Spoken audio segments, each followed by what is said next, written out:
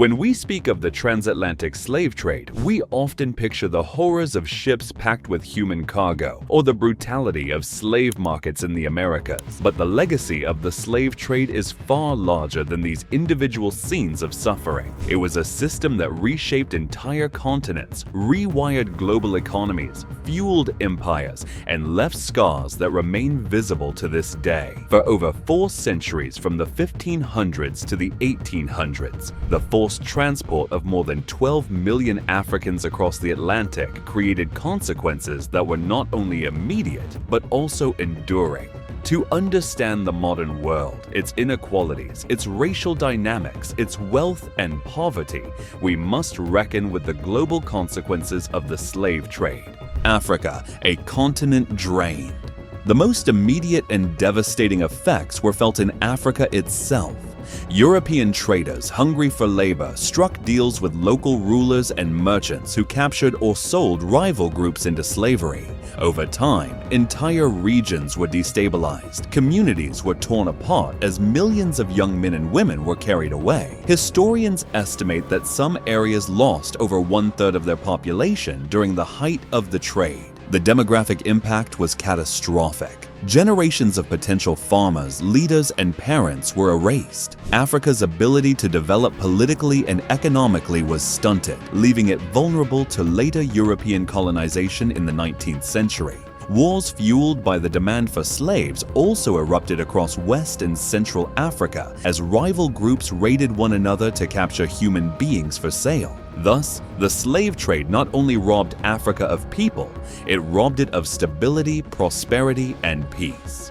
The Americas, built on enslaved labor.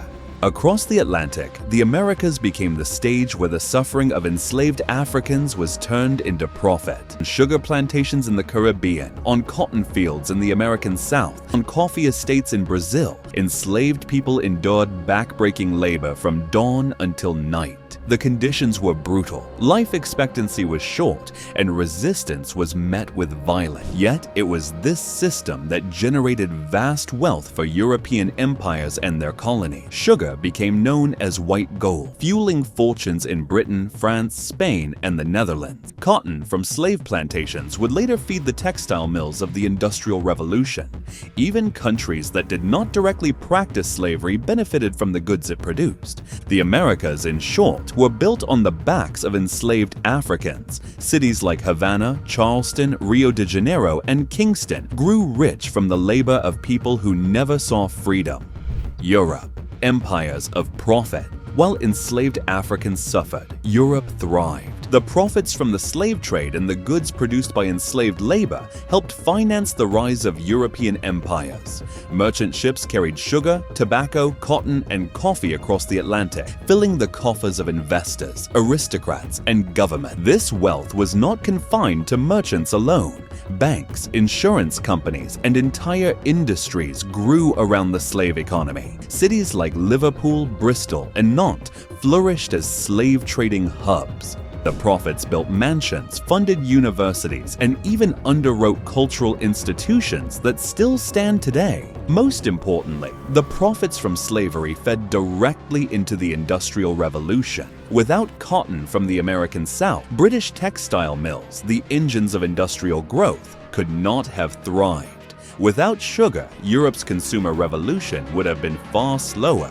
Thus, the rise of Europe as the dominant global power in the 18th and 19th centuries cannot be separated from the wealth generated by slavery, the birth of racial hierarchies. Another global consequence of the slave trade was the creation of racial ideologies that persist today. In order to justify the enslavement of millions, Europeans developed a belief system that dehumanized Africans. They portrayed them as inferior, uncivilized, and naturally suited for servitude. These ideas hardened into the modern concept of race, a hierarchy that placed white Europeans at the top and Africans at the bottom. This racial thinking did not end with abolition. Instead, it became embedded in colonial rule, segregation laws, and cultural attitudes across the globe.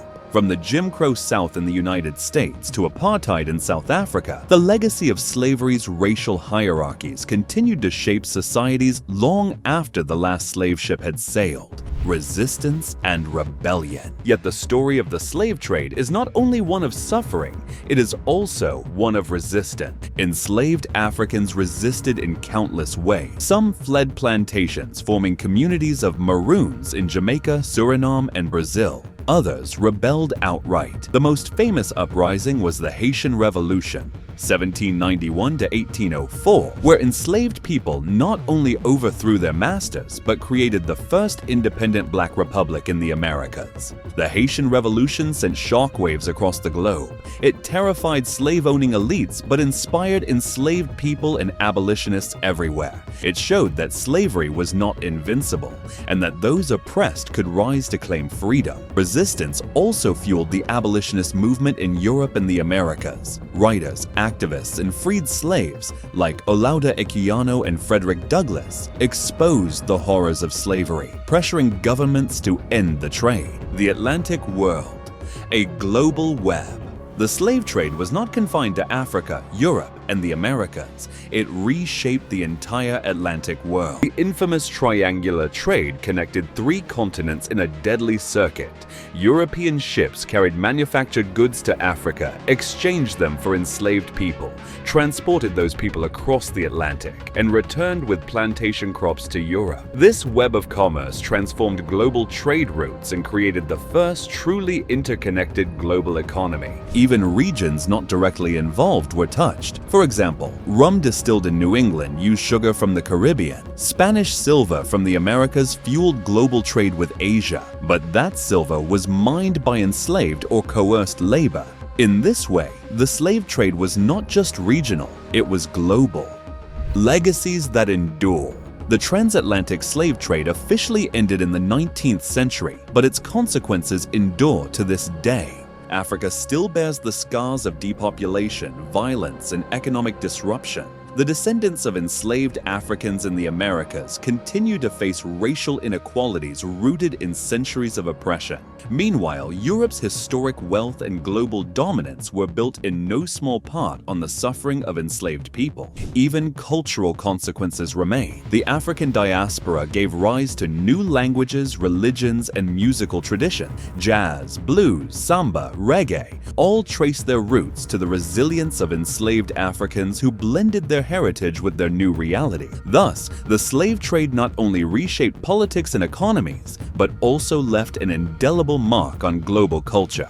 Conclusion: the transatlantic slave trade was more than a crime against humanity. It was a system that shaped the modern world. Africa was drained of people and destabilized. The Americas were built on enslaved labor. Europe grew rich and powerful, and racial hierarchies were forged that persist into the present. But alongside tragedy lies resilience. Enslaved Africans resisted, revolted, and preserved their cultures, leaving behind legacies of strength that endure across the globe. The global consequences of the slave trade are not confined to the past. They are written into the structures, inequalities, and even the music of our present. To understand the modern world, we must remember this history, not as a distant chapter, but as a foundation upon which much of today still rests.